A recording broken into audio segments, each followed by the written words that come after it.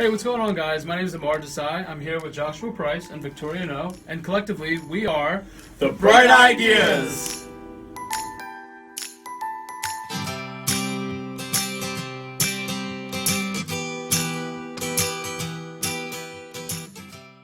For our project, we did an experiment based on Ohm's law.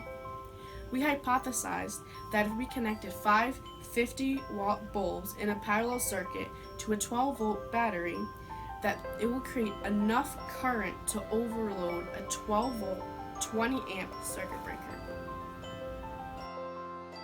In order to support our hypothesis, we are now going to look at the math behind the experiment.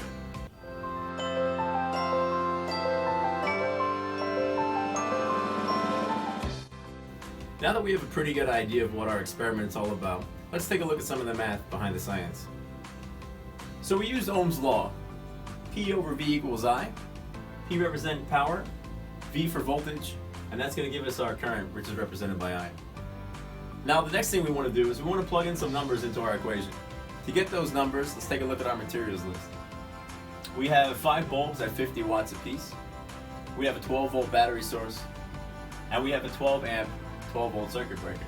So all we have to do is plug those into the equation. If we divide 50 watts by the 12 volts, we're going to get 4.1 amps per bulb. Now, to figure out exactly how many bulbs we need to overload the circuit, we simply divide the amount of amps per bulb by the amount of amps that it takes to break our 20 amp circuit breaker. 20 divided by 4.16, you get 4.8, which actually turns out to be 5 bulbs. So according to Ohm's law, if we put 5 bulbs in our circuit, it should overload the circuit breaker. Now, to show this experimentally, we're going to turn it over to Amar, and he's going to show you guys the model that we built for our experiment.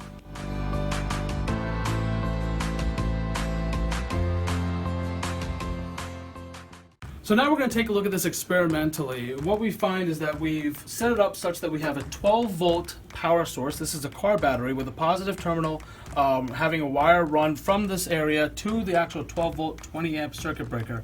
Now the 20-amp circuit breaker itself is going to be wired with these light bulbs in parallel such that we can see that if we have this 5th light bulb, which we then connect as per the math, if our math is correct, should be enough to actually overload the circuit breaker.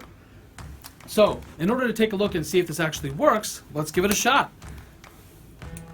So, we have the light switched on, 4 light bulbs connected in parallel. You can tell that they're connected in parallel based off the fact that the light bulbs are all the same brightness and the wiring. What we should see now is if we connect this 5th one in parallel, it should be enough to break the circuit. Unfortunately, that's not happening right now. So, what we're going to do is we're going to Add in another bulb! Okay, I'll add in another bulb. So, we're adding in another bulb, thereby increasing the current that's flowing throughout the entire system, which should be enough to break the circuit. But it should have been enough at 5. What say you, Josh?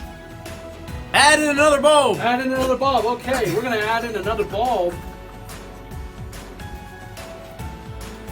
And I think this might need Another one. another bulb. Another Okay, yeah, bulb! another bulb. Okay. So now we're getting close to 9 light bulbs, which is 4 more than we had originally hypothesized in order to break the current in this circuit breaker. Let's see.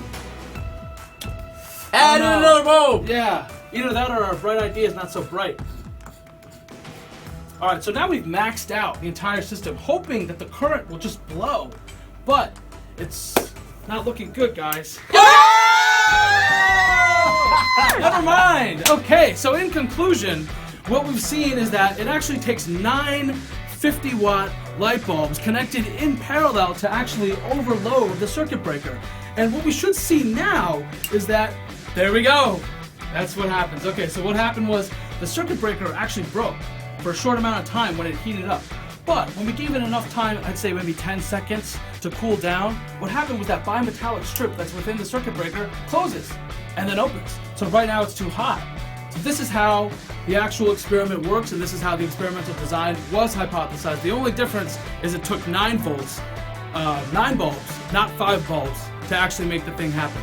And with that, we conclude our experiment. Thank you.